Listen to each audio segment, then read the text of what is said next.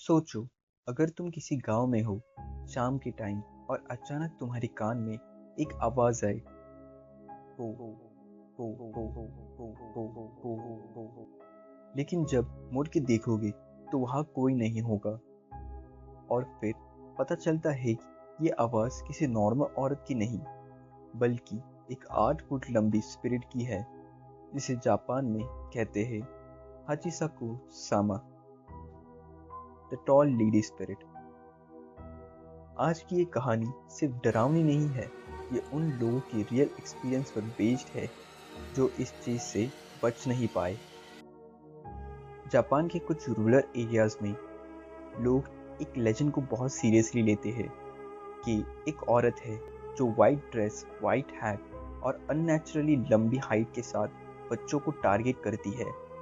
उसकी हाइट होती है लगभग 8 फीट, लेकिन सबसे क्रीपी चीज उसकी आवाज है, जो अक्सर मेल या फीमेल वॉइस कौन है कॉपी करती है वो? ताकि डरो मत। बच्चे कंफ्यूज हो जाए। मामा, आपने तो मुझे डरा ही दिया था।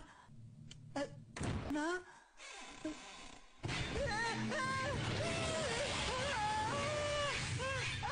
और जब वो बोलती है पो पो पो पो पो पो पो पो पो पो, समझ जाओ तब तुम ऑलरेडी उसकी नजर में आ चुके हो।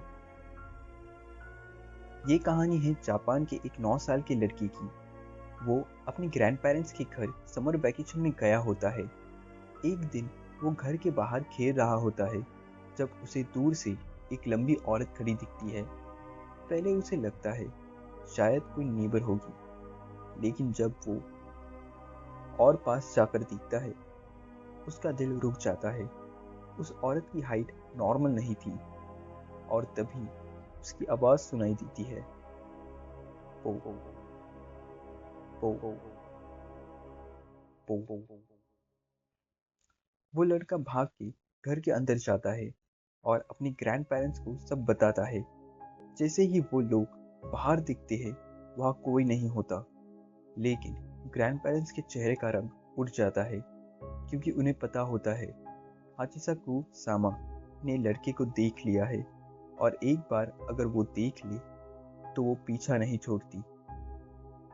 ग्रैंड पेरेंट्स तुरंत एक लोकल प्रीस्ट को बुलाते हैं।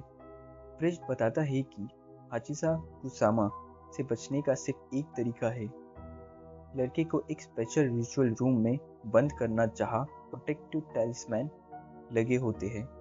पूरी रात लड़का रूम के अंदर बंद रहता है, लेकिन बाहर से आवाज आती रहती है। कभी उसकी माँ की आवाज, कभी दोस्त की आवाज, बाहर आ जाओ। लेकिन लड़का चुप रहता है। सुबह होती है, सब कुछ शांत हो जाता है। प्रेस्ट कहता है कि लड़का बच गया, लेकिन एक चीज क्लियर थी, हाचिसा कुसामा सिर्फ एक कहानी नहीं है। जापान के कई लोग मानते हैं कि वो आज भी एग्जिस्ट करती है।